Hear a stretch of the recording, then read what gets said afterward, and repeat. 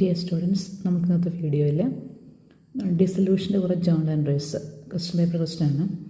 Record necessary journal entries in the following cases at the time of dissolution of partnership firm. അപ്പോൾ നമുക്ക് ഇത്രയും journal entries ചോദിച്ചിട്ടുണ്ട്. അതിൽ first one, payment of unrecorded liabilities. Unrecorded liabilities payment നടത്തുമ്പോൾ journal entry എന്താണെന്നുള്ളത്.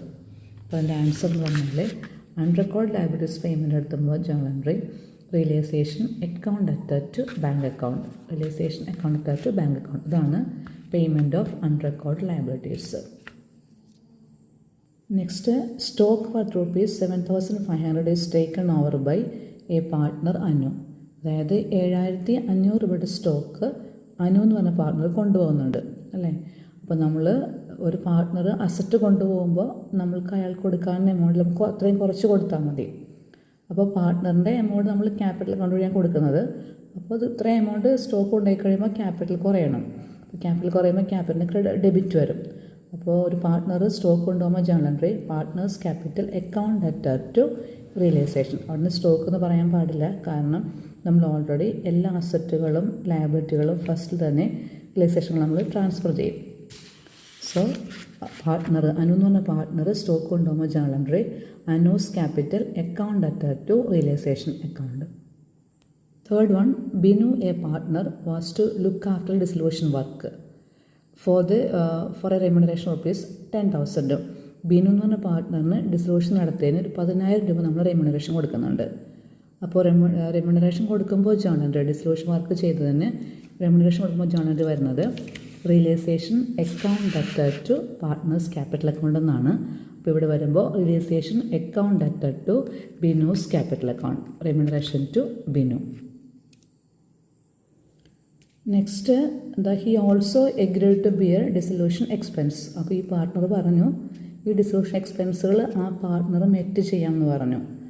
അപ്പോൾ നമ്മളതിന് വന്നിരിക്കുന്ന എക്സ്പെൻസിൻ്റെ എമൗണ്ട് എന്ന് പറഞ്ഞാൽ ₹9,000 ആണ്. പക്ഷേ actual expense ₹9,000 were paid by the firm. ഈ ₹9,000 ആക്ച്വൽ എക്സ്പെൻസായി, പക്ഷേ അയാൾ എഗ്രിമെൻറ്റ് ചെയ്തിട്ടുണ്ടായിരുന്നു ചെയ്യാമെന്ന്. പക്ഷേ ഈ പാർട്ട്ണർ ചെയ്തതിന് പകരം ഫേം പേയ്മെൻറ്റ് നടത്തി. അപ്പോൾ നമ്മൾ ഒരു എഗ്രിമെൻറ്റ് വെച്ചിരുന്നതാണ്, പക്ഷേ ഇയാൾക്ക് അത് ചെയ്യാൻ സാധിച്ചില്ല.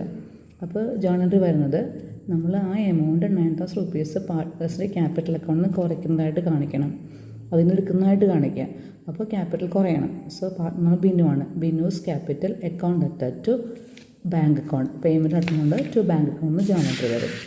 അപ്പോൾ ഏതെങ്കിലും ഒരു പാർട്ട്ണർ റിയലൈസേഷൻ എക്സ്പെൻസ് ചെയ്യാമെന്ന് എഗ്രിമെൻറ്റ് വെച്ചിട്ട് അത് ഫേം പേയ്മെൻറ്റ് നടത്തുവാണെങ്കിൽ ജേണൽ എൻട്രി വരുന്നത് corresponding partners capital account attach to bank account എന്നായിരിക്കും. ഇവിടെ വരുമ്പോൾ Binu's capital account attach to bank account, realisation expenses paid by the firm.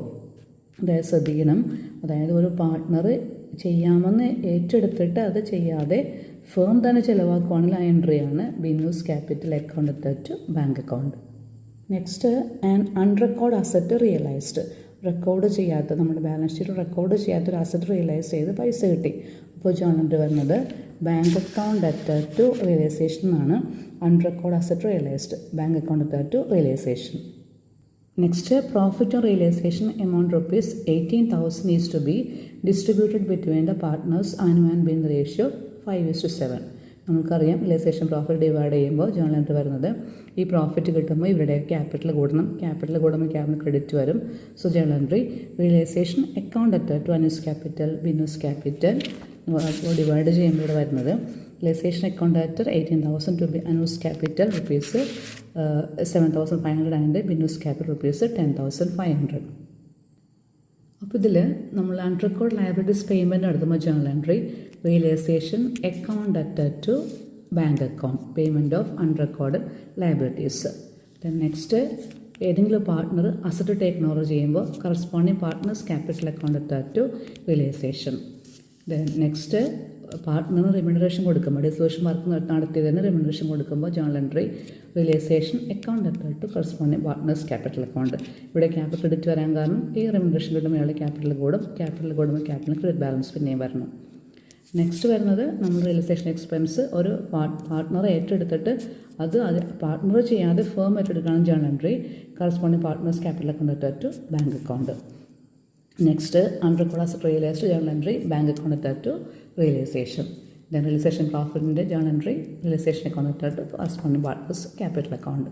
ഇത് നമ്മൾക്ക് ഇമ്പോർട്ടൻറ്റ് ക്വസ്റ്റ്യൻ ആണ്. നമുക്കിത് 1 മാർക്സോ 2 മാർക്സോ 3 മാർക്സൊക്കെ ചോദിക്കാവുന്ന ക്വസ്റ്റ്യൻ ആണിത്.